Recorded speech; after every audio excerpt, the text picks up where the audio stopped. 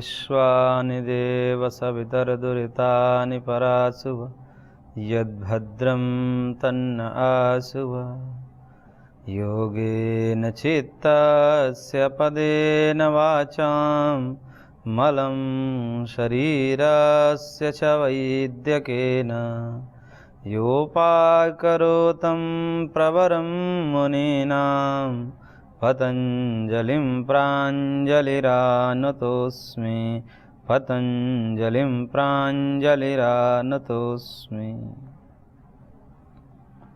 ओम श्री परमात्मने नमः। योग दर्शन के साधन पाद के सूत्र संख्या 9 पर हम विचार कर रहे थे, जिसमें पंच क्लेशों में अंतिम क्लेश अभिनिवेश के संदर्भ में कुछ बातें चल रही थी।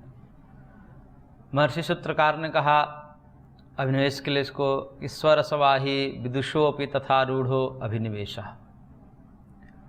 स्वर स्वाही अपने सहज स्वरूप में संस्कार रूप में प्रवाहमान होने वाली, और ये वैसे ही आरूढ़ रहती है जिस प्रकार से सामान्य कीट पतंग या सामान्य जीव हुए मनुष्य हैं उन पर जिस प्रकार से मृत्यु का भय विद्यमान रहता है, ये अभिनिवेश नामक क्लेश जैसे उन पर विद्यमान रहती है, वैसे ही विदुषोऽपि विद्वानों को भी, जो सत्य असत्य तत्व अतत्व ब्रह्म जीव प्रकृति आदि में निष्णात हों, जिनके विवेचन करने में समर्थ हो, जो पंडित हो, उनको भी ये वैसे ही सताती है जैसे सामान्य जीवों को सताती है। यानी कि जिस प्रकार से मृत्यु का भय सामान्य जीवों को होता है, उसी प्रकार से विद्वानों को भी होता है। इस प्रकार से यह जो मृत्यु का भय बहुत ही सहज है, बहुत सरल है और सबको समान रूप से पीड़ित करती है। उसके विषय में भाष्यकार ने कहा सर्वस्य प्राणिन यम आत्माशिर नित्या भवति मान भुवम भूयासम इति, कि समस्त प्राणियों की एक भावना अपने प्रति शुभ चिंता होती है कि मान भुवम, मैं न होऊं ऐसा न होवे, अर्थात भूयासम, मैं सदैव रहूं, यानी कि मेरी कभी मृत्यु न होवे। इस प्रकार की आत्मकल्याण की जिज्ञासा, आप अपने विषय में जो ये कामना है, ये सब जीवों के अंतर्गत रहती है कि मैं कभी न मरूं, मैं सदैव जीवित ही रहूं। इस प्रकार की आत्माशी ही सबके अंदर विद्यमान रहती है। और कह रहे हैं इस विषय में कि न च अननुभूत मरण धर्म कस्येषा भवत्यात्माशी ही, ये जो आत्माशी है यानी कि अपने प्रति शुभ की कामना जो है, ये बिना उस मरण दुख को अनुभव किए नहीं हो सकता, क्योंकि जिसने मरण को अनुभव ही नहीं किया, मरण दुख को अनुभव नहीं किया, वह इस प्रकार से मृत्यु से भयभीत कैसे होगा। क्योंकि हमें भय वहाँ ही लगता है जहाँ पर हमने दुख को प्राप्त किया है पहले। जैसे अग्नि से हम जले हैं तो फिर अग्नि के पास जाने में, अग्नि में कूदने में हमें भय लगता है। तो किसी प्रकार से या तो हमने अनुभव किया है या दूसरों को देखा है, प्रत्यक्ष अनुभव किया है, अथवा अनुमान से जाना है, अथवा शब्द से सुना है। सुनने मात्र से भी हो जाती है। जैसे किसी को सांप ने नहीं काटा, परंतु ऐसा सुना है कि सांप के काटने से मृत्यु हो जाती है, तो वो सांप को देखने से डर हो जाता है, उसको भयभीत हो जाता है।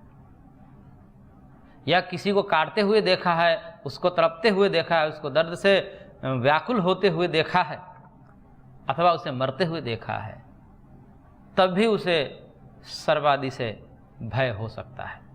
यानी कहने का तात्पर्य या तो उसने अनुभव किया हो प्रत्यक्ष से, अथवा अनुमान किया हो, अथवा शब्द के द्वारा किसी के माध्यम से सुना हुआ हो। इन तीनों प्रकार से जब अनुभव में आएगा, क्योंकि अनुभव के तीन ही साधन हैं हमारे पास, प्रत्यक्ष, अनुमान और शब्द।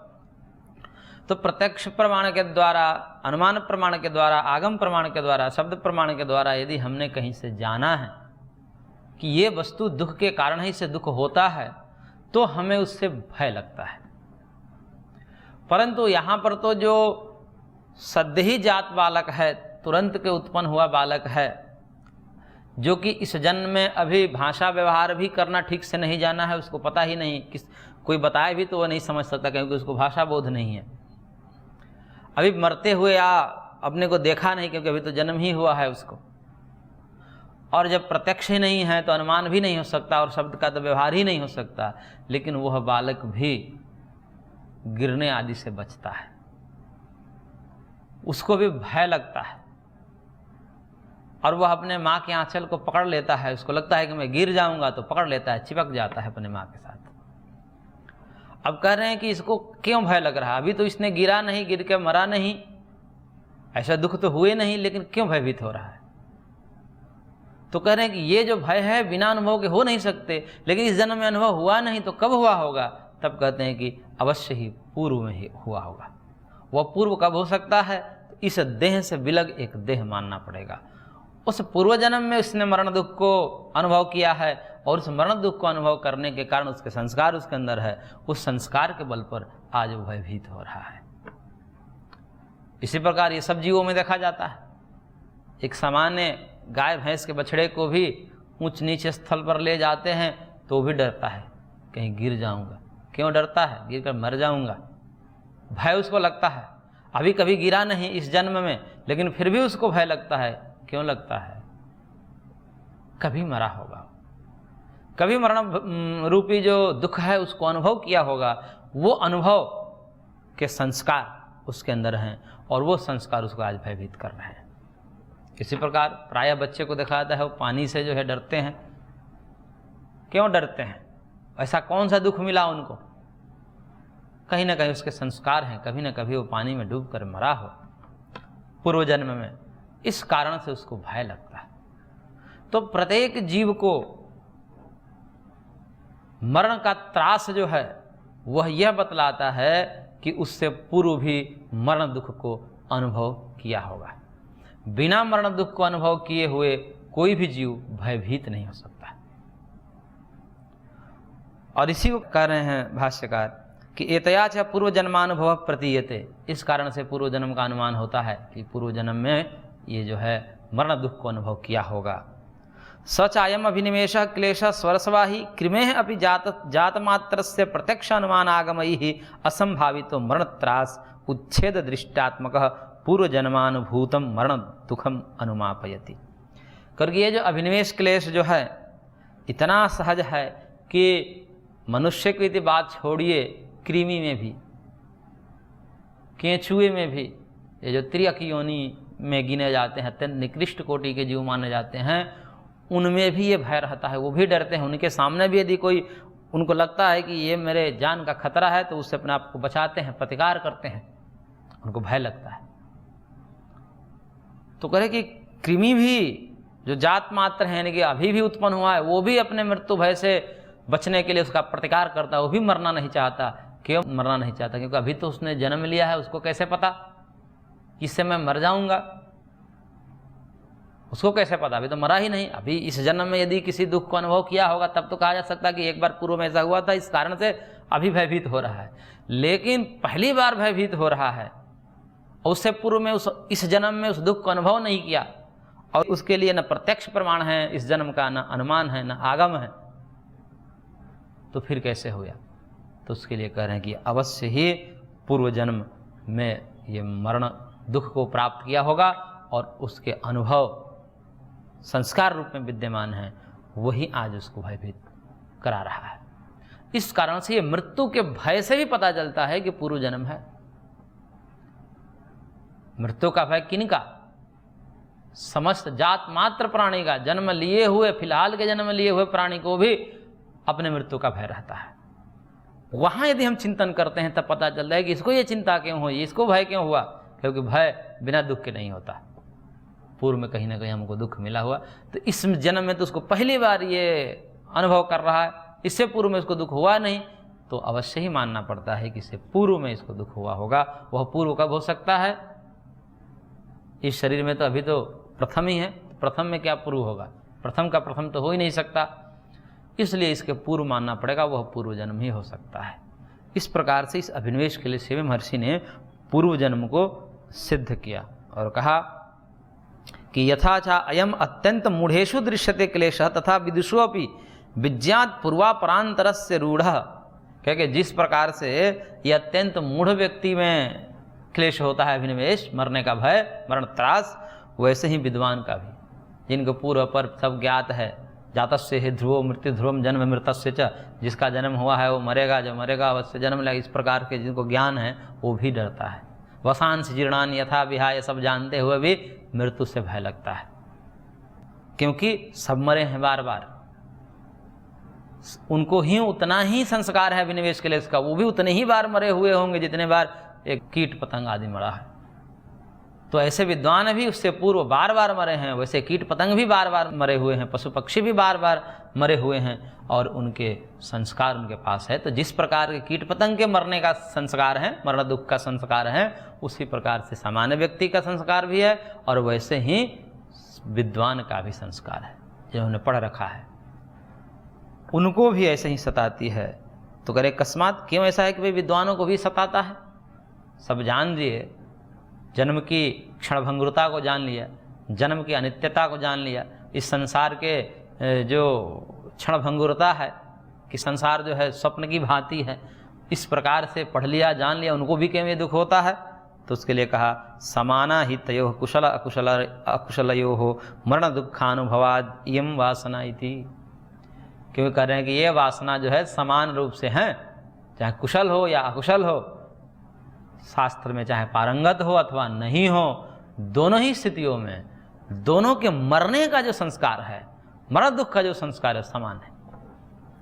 क्योंकि जैसे सामान्य जीव मरा हुआ है, कीट पतंग मरा हुआ है, उसी प्रकार से विद्वान भी पूर्व में मरा है। जिस प्रकार से सामान्य कीट पतंग पशु पक्षी का देहाभिमान होता है और देहाभिमान पूर्वक मरा है, देह को न छोड़ने की आकांक्षा करता हुआ फिर भी मरा हुआ है, उसी प्रकार ये विद्वान भी इससे पूर्व में देहाभिमान के साथ मरा हुआ है।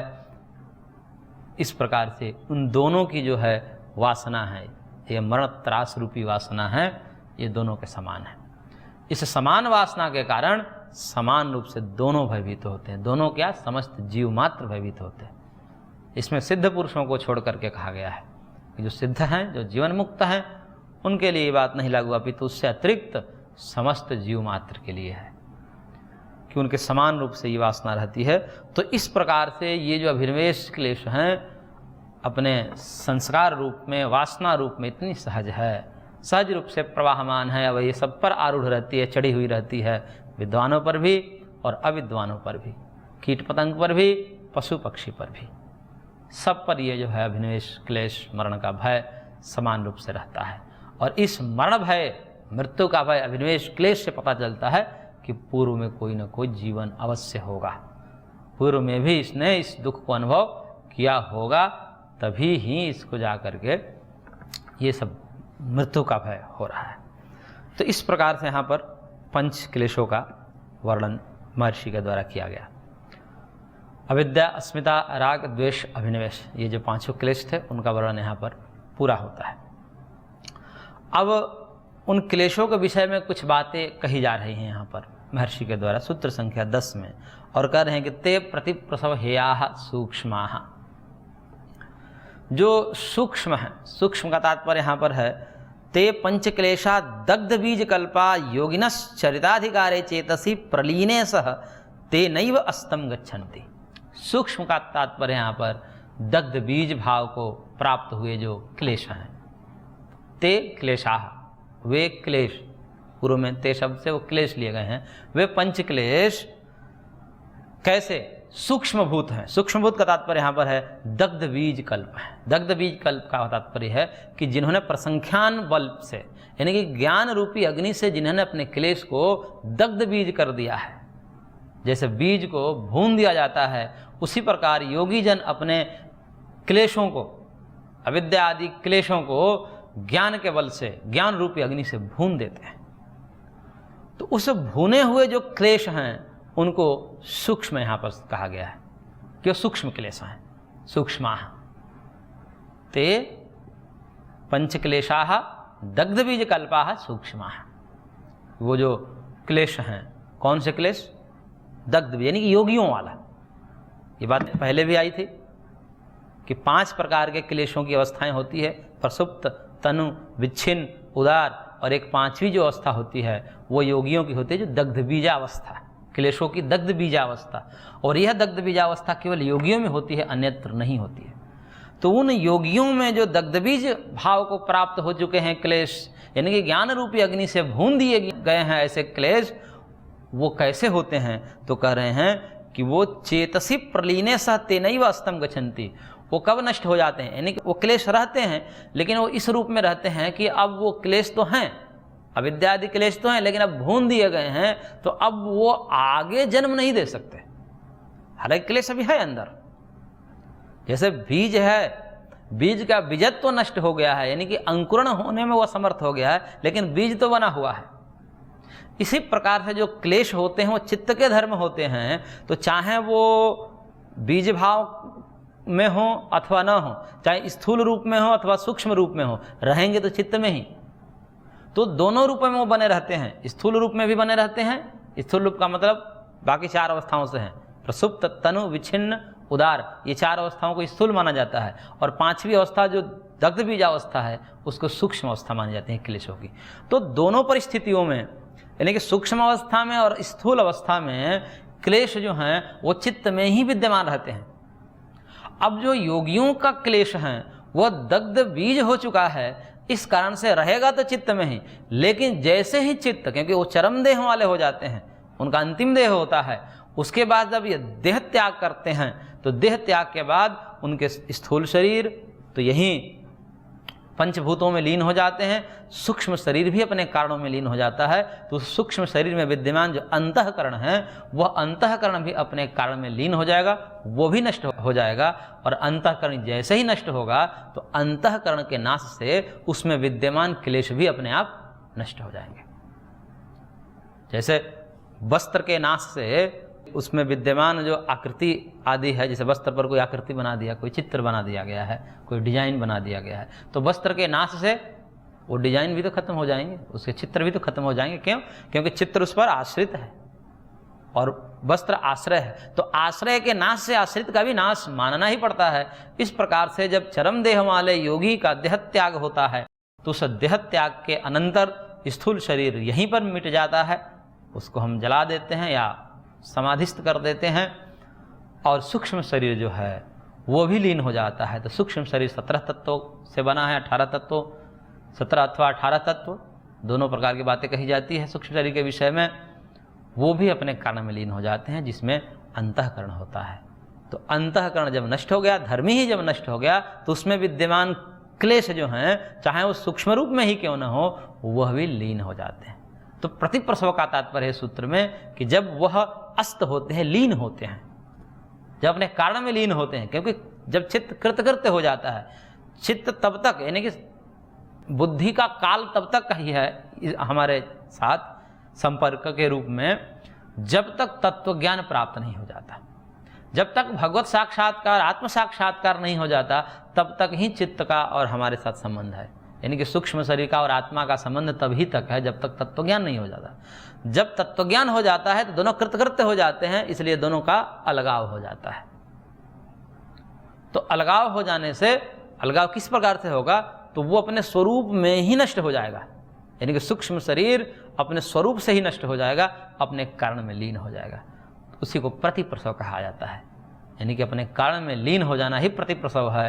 और उस प्रतिप्रसव के द्वारा जो दग्धबीज भूत क्लेश थे वो अपने स्वरूप से नष्ट हो जाएंगे। जैसे भुना तो हुआ है, बीज भुना हुआ है, लेकिन उसको पीस दीजिए तो बीज भी नष्ट हो जाएगा। इसी प्रकार से क्लेश दग्धबीज अवस्था में तो हैं योगियों के चित्त के अंदर, लेकिन जब उनका देह त्याग होता है तो चित्त के लय के साथ वो दग्धबीज भाव को प्राप्त हुए जो क्लेश हैं वह भी नष्ट हो जाते हैं।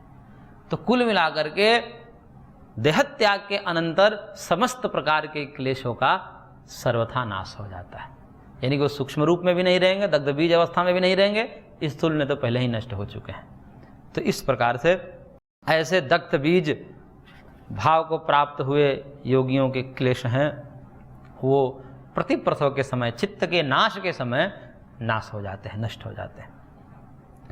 अब बात यह है कि चलो ये तो बात हो गई योगियों के दग्धबीज क्लेश के विषय में, लेकिन जिनका क्लेश दग्धबीज नहीं है, यानी कि जिनका क्लेश सूक्ष्म नहीं है अर्थात स्थूल है, तो उन स्थूल क्लेशों वाले का क्या होगा? तो उसके विषय में कह रहे हैं कि स्थितानाम तो बीज भावोपगतानाम, कि जिनके बीज अभी नष्ट नहीं हुए वैसी स्थिति में उन क्लेशों का क्या होगा। तो कह रहे हैं महर्षि सूत्रकार, ध्यान ह्यास तद्वृत्तयः, करके ध्यान के माध्यम से, ध्यान का तात्पर्य यहाँ पर ध्यान धारणा समाधि से है, ध्यान धारणा समाधि के द्वारा अथवा तत्वज्ञान के द्वारा तद्वृत्तय हेयः, उसकी वृत्तियों का दबाना चाहिए, उसकी वृत्तियों को नष्ट करना चाहिए। यानी कि जो स्थूल वृत्तियां हैं, क्लेश स्थूल रूप में, चाहे वो प्रसुप्त हो, तनु हो, विच्छिन्न हो, उदार है, किसी भी अवस्था में है, उसको स्थूल ही समझना चाहिए। तो ये जो क्लेश हैं ये एक प्रकार के संस्कार हैं, लेकिन वो संस्कार जब उद्भूत होते हैं तो वृत्ति रूप में आते हैं, तब स्मृति आती है, उन प्रकार की स्मृति आती है, रागज, द्वेषज, मोहज। तो उन स्मृति के कारण वो उन प्रकार के कर्म करने में उन्मुख होता है। यदि रागज संस्कार होंगे, राग की वासना होगी, क्लेश होंगे, तो वो जो है रागज स्मृति को उत्पन्न करेगा और वह रागज स्मृति उसी प्रकार के कर्म को करने की तरफ प्रेरित करेगा जिस कर्मों से वो राग उत्पन्न हुआ है। और फिर वो कर्म करेगा तो फिर उससे फल मिलेगा। तो इस प्रकार से स्मृति से कर्म, कर्म से फल, फल का मतलब सुख दुख, फिर सुख दुख से वो संस्कार बनेंगे क्लेश राग द्वेष के रूप में, फिर वो स्मृति दिलाएंगे, फिर वो कर्म की तरफ प्रवृत्त करेगा, फिर उसका फल मिलेगा। इस प्रकार से ये चक्कर चलता रहता है। यानी कि क्लेश कर्म फल, क्लेश कर्म फल, क्लेश कर्म फल, इस प्रकार से ये चक्र चलता रहता है। तो ऐसे जो वृत्तियां हैं ये बार बार व्यक्ति को सताती हैं, साधक या किसी भी प्राणी को ये सताती है वृत्तियां, कि वो सुख दुख मोह की स्थिति में बारंबार आता रहता है। चाह कर भी कि मैं सदा सुखी रहूं, फिर भी नहीं रह पाता। तो इस प्रकार से ऐसी स्थूल वृत्तियां जो क्लेशों की हैं उनको कैसे नष्ट करना चाहिए, तो करेंगे ध्यान के माध्यम से, ध्यान धारणा समाधि के द्वारा, तत्व ज्ञान के द्वारा उसको नष्ट करने का प्रयत्न करना चाहिए साधक को। कहने का तात्पर्य है कि जो हमने पूर्व में क्रिया योग पढ़ा था, तो क्रिया योग से जो तनुकृत हैं क्लेश, वही ध्यान के द्वारा यहां पर हटाने की बात कही गई है। तात्पर्य यह है कि एकदम स्थूल जो क्लेश होंगे उसको ध्यान से नहीं हटाया जा सकता, ध्यान धारणा समाधि से नहीं हटाया जा सकता। यहाँ पर जो बात कही गई स्थूल, क्योंकि पीछे सूक्ष्म बात कही है, तो सूक्ष्म के आश्रय से यहाँ पर स्थूल अपने आप समझा जाता है, परंतु यहाँ पर स्थूल का मतलब कि वैसे स्थूल नहीं है जैसे एक व्यक्ति सामान्य व्यक्ति होता है और वो राग द्वेष आदि से पूर्ण होता है, कि राग द्वेष भरपूर रहता है, प्रचुर मात्रा में राग द्वेष उसके अंदर होता है, और ऐसे व्यक्ति को ध्यान के माध्यम कहिए कि ध्यान के द्वारा हटाइए, वो नहीं हट सकता। तो जो पूर्व में क्रिया योग कहा गया था कि क्रिया योग के द्वारा पहले आप अपने क्लेशों को तनु करिए, हल्का करिए, कमजोर करिए, और क्रिया योग के द्वारा जो तनु हुए क्लेश हैं, कमजोर पड़ गए हैं क्लेश, वो क्रिया योग के द्वारा नष्ट नहीं हो सकते, क्योंकि क्रिया योग का काम है कि बस हल्का कर देना। यानी कि तपस, स्वाध्याय और ईश्वर प्रणिधान रूपी जो कर्म योग है, उस कर्म योग के द्वारा जो चित्त की शुद्धि होती है, तो चित्त की शुद्धि का तात्पर्य होता है कि वो राग द्वेष कम हो जाते हैं, लेकिन नष्ट नहीं होते। तो क्रिया योग के द्वारा राग द्वेष हल्के पड़ जाते हैं। अब उन हल्के पड़े हुए राग द्वेष को यहाँ पर महर्षि कह रहे हैं कि अब ध्यान धारणा समाधि के द्वारा उसे नष्ट करने का प्रयत्न करना चाहिए। तो ध्यान धारणा समाधि के माध्यम से उन तनुकृत जो क्लेश हैं उनको ही नष्ट करने की बात यहाँ पर महर्षि ने कहा है। इसलिए भाष्यकार ने लिखा है कि क्लेशानाम या वृत्ते स्थूला ताः क्रियायोगेन तनुकृताः सत्य प्रसंख्यानेन ध्यानेन हातव्या यावत् सूक्ष्मीकृता यावत् दग्धबीज कल्पायते।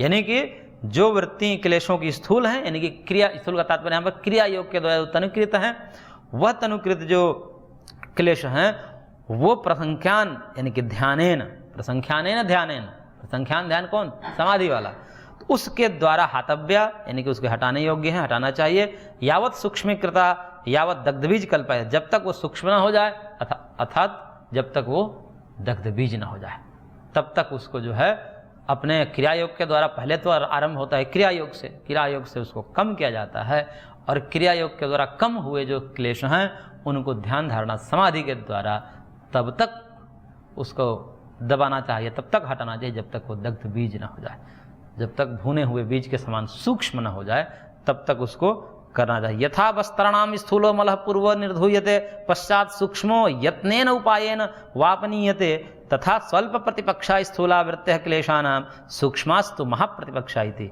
भाष्यकार एक बहुत बढ़िया बात कह रहे हैं यहाँ पर कि जैसे कह रहे हैं कि जैसे वस्त्र के स्थूल मल होते हैं वो तो पूर्व में थोड़ा धोने से भी थोड़े यत्न से ही कमजोर हो जाते हैं, निकल जाते हैं, लेकिन जो दाग होता है वो सूक्ष्म होता है, वह दाग के लिए बहुत प्रयत्न करना पड़ता है।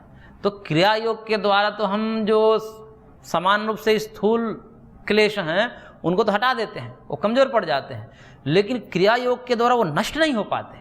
इसलिए अब वो चूंकि गहरे संस्कार हैं, गहरे क्लेश हैं, उनके लिए कहा कि उनके लिए तो फिर प्रयत्न करना पड़ेगा, काफ़ी प्रयत्न करना पड़ेगा। वो प्रयत्न ध्यान के द्वारा होगा और उस ध्यान रूपी प्रयत्न के द्वारा उसको जो है बहुत कठिनता के साथ हटाया जाता है। और सूक्ष्मास्तु महाप्रतिपक्षा इति, और सूक्ष्म जो ये हैं वो महाप्रतिपक्ष यानी कि बहुत ही प्रयत्न करना पड़ता है, अधिक प्रयत्न साध्य हैं। इस कारण से उस सूक्ष्म भूत हुए यानी कि तनुकृत हुए क्रिया योग के द्वारा जो क्लेश हैं उन क्लेशों का ध्यान धारणा समाधि के द्वारा दग्ध बीज करने का प्रयत्न करना चाहिए। तो इस प्रकार से यहाँ पर महर्षि ने क्लेशों को दग्ध बीज करने के उपाय बताए। आज की कक्षा को यहीं पर विराम देते हैं, शेष अगले अंक में। ओम शांति शांति शांति।